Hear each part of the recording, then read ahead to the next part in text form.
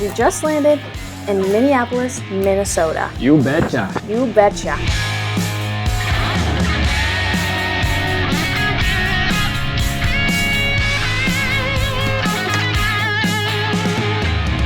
We're getting our Midwestern lingo, our Midwestern phrases down. Oh, jeepers. Jeepers. The weather sure is good here. He's a pro. We have dinner reservations in just a little bit, so we're going to show you the room afterwards. But before we go to dinner, we're trying our little chocolates. We already bit into this one. Yeah. I didn't like it.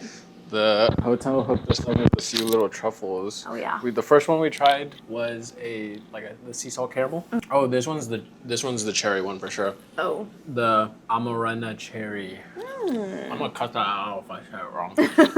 This is the one that I thought was going to be the sea salt and caramel because it literally has sea salt on top of it. So I have no clue what this one's going to be.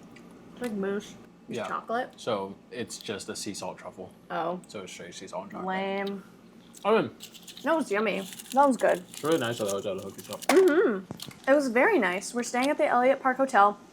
We're going to show you around the room later, but we got to get to dinner. Baylee and I, whenever we travel, we're very different when we settle in. I immediately need to unpack. I cannot live out of a suitcase. One night, 2 nights, it doesn't matter. I am more the route of putting my suitcase in a corner and kind of living out of it, and then I have a pile going next to my suitcase. What do y'all do? Do you unpack, or do you live out of your suitcase? Are you civilized or are you a menace?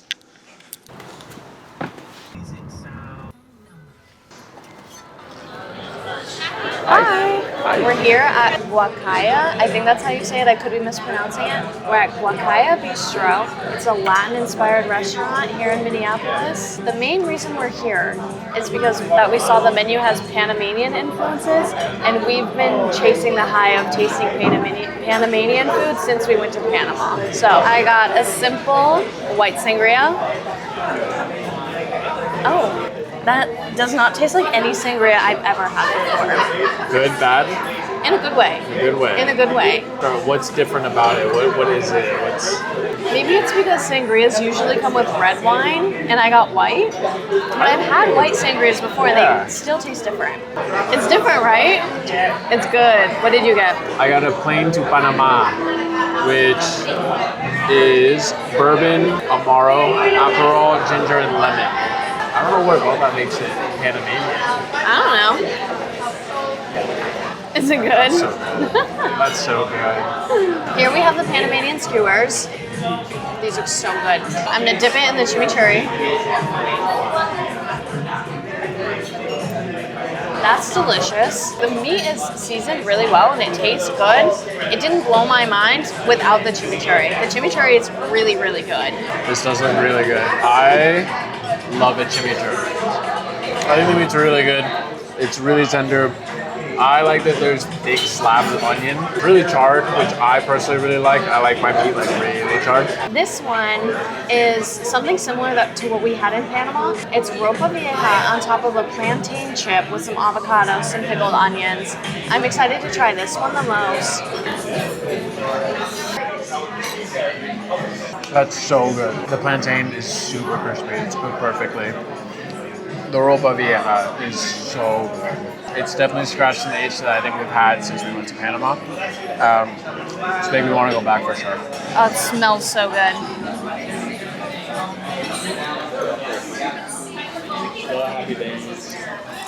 That's so good. Then we have our truffle yuccas. It has manchego and queso fresco. That's really good. It's super truffly, but not in a way where it's like suffocating me. You know, sometimes when you eat something super truffly, it like smacks you. Whoa.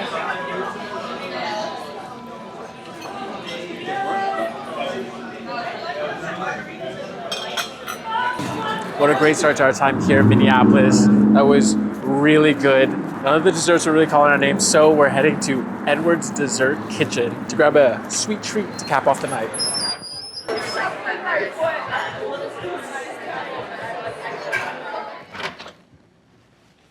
Okay, so that Edward's place was a bakery, a dessert place, ice cream, and a bar. Really packed. Packed. Really busy. Not really any open tables, plus we're pretty tired, so we said, let's take our things to go. Just to show you what we got. Peach tea sorbet. I got a sorbet because somebody can't handle his dairy. I brought, look, we're in the Midwest. One of us has a problem with dairy. Not naming names. Somebody came prepared with a bunch of lactates. So, and this is a blackberry maple cheesecake. Ooh, ooh. Yeah. Was it blackberry or was it blackcurrant? Blackcurrant. Blackcurrant. Oh, we just have your spoon. We just have one spoon. All right. Okay. 1 spoon, 2 people, 2 desserts. Peach tea sorbet. That doesn't look very convincing. I don't know if it's just because I never eat sorbet. And I'm not a huge fan That's good. That's really good. I just am an ice cream girl. I'm not a sorbet No, girl. that's really good. It's very peachy, and it's good. But if it was an ice cream, I would like it so This much is more. literally the least sorbet-y sorbet. It's quite creamy for a sorbet. It's very creamy. Okay. The more I'm tasting it, the better it's getting. It's good. It's good. She's being an ice cream snob. Oh. Oh. Oh. That's weird. I don't like this angle. We're changing this. Oh, yeah, there's definitely a crumb there. It's layered.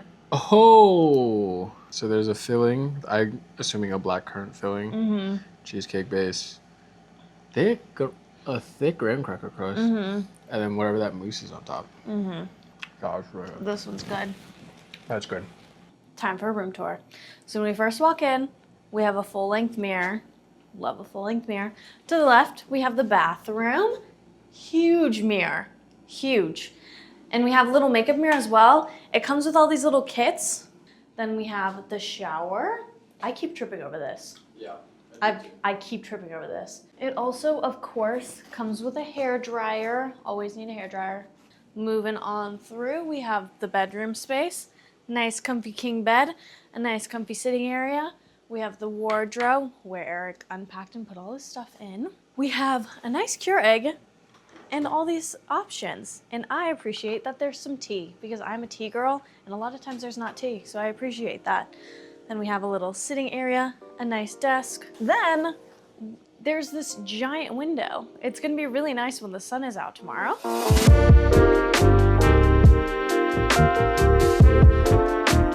So a couple years ago, Baylee and I were in Charlotte and we did a city tour, and on that tour they talked about some of the skyways that they have in Charlotte and how they kind of stole the idea from Minneapolis. The skyway system is a 9.5-mile complex of bridges connecting buildings in downtown Minneapolis. Now here in Minneapolis, the purpose of them is to allow people to move around downtown without having to brave the cold. In Charlotte, our tour guide told us that's to keep drunk people off the streets. Now we just found out that the skyway system is only open Monday through Friday. We are here on a weekend, but it's fine. The weather's really nice, so we're gonna enjoy walking around the streets. One thing I have noticed though is that the streets are pretty empty here. Yeah, they really are. Even last night, it was a Friday night and the streets were still pretty empty, especially around like the downtown area. A little bit outside where we had dinner, there were people, but that's because there were a bunch of bars and restaurants there. So we came to Spy House Coffee in the Emery Hotel. It's in the lobby of the hotel. It's a super cool vibe. They have this big island of plants in the middle of the lobby, and then the plants are sprinkled around the entire lobby. It's so cool. The entire place, besides the plants, is like marble. The marble columns, the marble ceilings, everything. I'm obsessed with it. It's so cool. I got a spinach and feta croissant and a chai latte. Eric got a bacon breakfast sandwich and a cold brew. We're gonna chow down.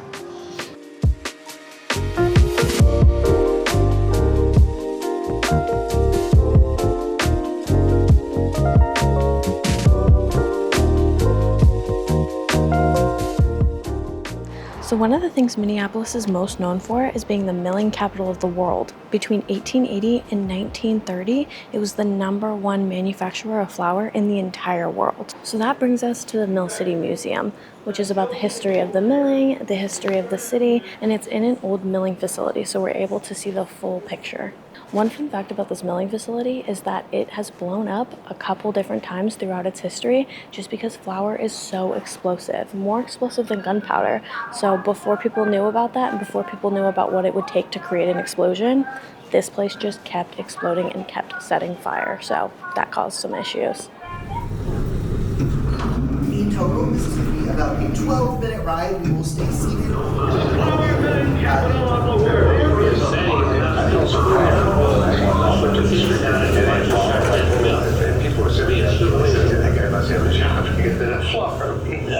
So we just finished doing the Flower of Tower. That was so cool. Yeah, that was actually really They cool. used an old freight elevator that was in the plant, and it went up. The closest thing I can like relate it to is like the Tower of Terror at Disney World. It's kind of like that, where there was audience seating at the back of the elevator and it moved through different floors, and as the elevator doors opened and closed, it showed you different pieces of the mill, and it had voices from people who worked here and ran the plant. The coolest part to me is that it's such a small space. It's literally just the 8 floors of like a freight, or it's only 6 floors. It really of was, yeah. Of like the freight elevator and like the little room in front of the freight elevator, and they turned each one of those into something that was enough to like put you there and like transport you, and the audio and everything. Like, it really cool. It was really cool. We didn't really know what this museum was going to be about too much. And like, it was just kind of like one of the like museums here. A lot cooler than I think a lot cooler than I think we would have expected, for sure. Another thing is a really nice museum. So we're out here on the 9th floor, we're on the observation deck, and we're looking at the St. Anthony Falls, or the Owaneomni, as the Dakota people called it. It's the only waterfall on the Mississippi River, which allowed the mills in Minneapolis to run on complete water power from the falls. So that's why Minneapolis was built here, rather than anywhere else on the Mississippi River. Do you smell that? Yeah, That that's smells what's so really good. good. There's something happening in the baking lab. Oh, it's a push. Field trips, they get a little treat. Whoa.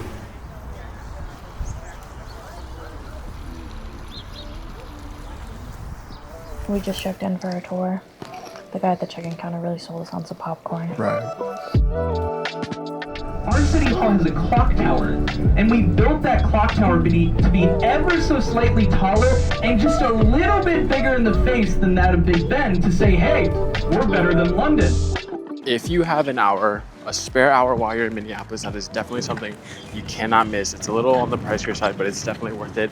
They sling facts at you. We honestly were struggling to keep up with all the information that our tour guide was like really throwing at us. Whenever we can, Baylee and I love doing some kind of a city tour, a walking tour, a hop on, hop off tour, something like that. Just because no matter how much homework we can do on a place, a tour guide, a local is always gonna know more and always gonna be able to educate us more on a place than, you know, we can do ourselves. One of the cool things we learned about was the first ever bridge into the Louisiana Purchase is here in Minneapolis, which turned Minneapolis into the city that was the gateway to the West. Along with that came industry, opportunity, and a bunch of people. So we booked that tour through Viator. So if you want to book the same thing, we have a link in the description below. We learned on our tour today that every numbered street is 1/10 of a block away from the Mississippi River. Right now we're walking along 10th Street, which means that we're a whole mile away from the river. So the bus system here is super comprehensive. It covers all of the downtown area. It's super easy to use. That, and there's a tram that runs up and down 5th Avenue that's completely free. Both of those things together make it super easy to get around downtown. We haven't needed to use it though, just because it's so walkable here. So you can buy an all-day pass for $4, or if you're just riding within downtown, it's 50 cents per ride.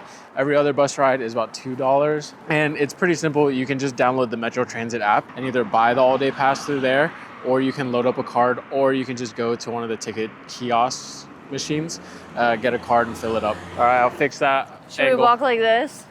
No. Oh, can't forget this thing. Can't forget the camera. When Minneapolis was trying to reinvent itself, it cleared out a lot of its older buildings, and that's why the main downtown area is full of a bunch of like skyscrapers, high rises, and a lot of more modern buildings. While North Loop is the neighborhood that was still preserved. So a lot of these buildings here are renovated, old, original, and you definitely feel like that more hip, younger vibe. It's a completely different feeling than the main part downtown, but it's full of restaurants, full of bars, and yeah, we're back here for dinner. And tonight we'll be eating at Bar La Grazia. We're at the pasta bar. I didn't realize it was going to be a bar next, like near the kitchen. I made the reservation. I thought that so on the other side of this bar was going to be someone making pasta. On the other side of this bar is a normal bar. It's but not. Behind it's there not a normal is bar. the kitchen. Half is like a normal bar. Half is like still the back. Okay? Yeah, Yes. one half is like the back side of the pass of the kitchen, and then the other half is like sort of the bar. But it's like we're sitting at the kitchen. Like we are sitting at the kitchen. It's like one big counter that runs along the whole. The kitchen is right there. It is still fun. We can see the pass. We can see the kitchen. It's still right in the action. Right. It's cool. It's very like it's communal. Like we are shoulder to shoulder with people, even though you can't see them right now. You guys can't see them, but they can all see the camera. Hi. Okay. Good morning. We're starting our day today at Eat Street. Eat Street is a stretch of restaurants on Nicollet Avenue south of downtown. It's a whole string of locally owned restaurants from all over the world. This neighborhood is really interesting because you can see a whole bunch of different cultures really meshing together. It's much more residential than the downtown Minneapolis area. Now we're at the Minneapolis Institute of Art.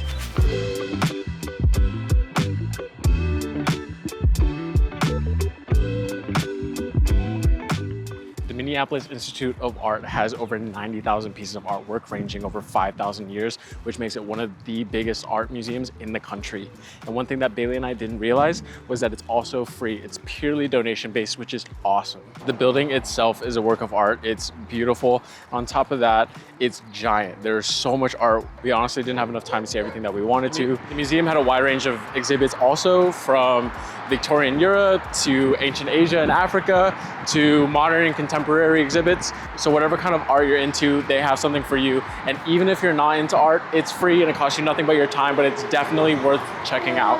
It didn't feel like your usual art museum. It definitely felt like the Institute of Art wants to be a resource for the community and make art and education accessible to everybody in Minneapolis, which Baylee and I thought was really cool. Definitely worth checking out for sure. And just a short walk from the Minneapolis Institute of Art is the American Swedish Institute. One thing Eric and I didn't realize is how big of a Swedish population is in Minneapolis and in Minnesota. The museum is in the old Turnblad mansion, built from 1904 to 1908. It houses works from two main Swedish artists, Nancy Randall and Anne Wolf. But honestly, the house itself, the architecture, the interior design, everything in there was our favorite part. This was by far one of the best house museums we've ever been to. It was incredible. It was beautiful on the inside. I jaw dropped every time we walked into a new room. It was amazing. Baylee and I could not leave the American Swedish Institute without stopping by the cafe to get one thing, a cardamom bun. It's worth the hype. It's so good. It's like coated in sugar. So it's a bit chewier than I was expecting, but it's so good. No, that's really good. Baylee and I are about to do the thing that I might have been the most excited for, a Twins game. Now, being from a city that doesn't have an MLB team, I always want to go to a ball game whenever the opportunity presents itself. And while we're in Minneapolis, we couldn't miss the chance to go to a Twins game. I always kind of see baseball and sports as a whole as kind of indicative to a city's prosperity and their notoriety, because it's not easy to support one professional sports team, let alone 5. And I think that's something that a lot of people forget about Minneapolis, is that it's one of only a handful of US cities that is home to a professional sports team from all 5 major leagues. That's the NFL, the NBA, the MLB, the NHL, and the MLS. That's crazy. That puts Minneapolis in the same club as major powerhouse cities like New York, LA, Boston, Philly, DC. All that to say that I think Minneapolis is really underrated and we're really excited to be here. When we booked these seats, it was supposed to be rainy and it was supposed to be like 40 degrees. Right. Even the forecast this morning was supposed to be cloudy. It's a beautiful sunny day. It's so nice. Perfect ball game weather. Behind home plate, cannot complain. Some cheese curds fried. Nice and squeaky. I already ate one. Got it. And you can't come to a ball game without getting a ballpark dog and a beer. This one specifically is a Summit Pilsner with the Twins logo on it. Brewed in Minnesota. Brewed in St. Paul, Minnesota.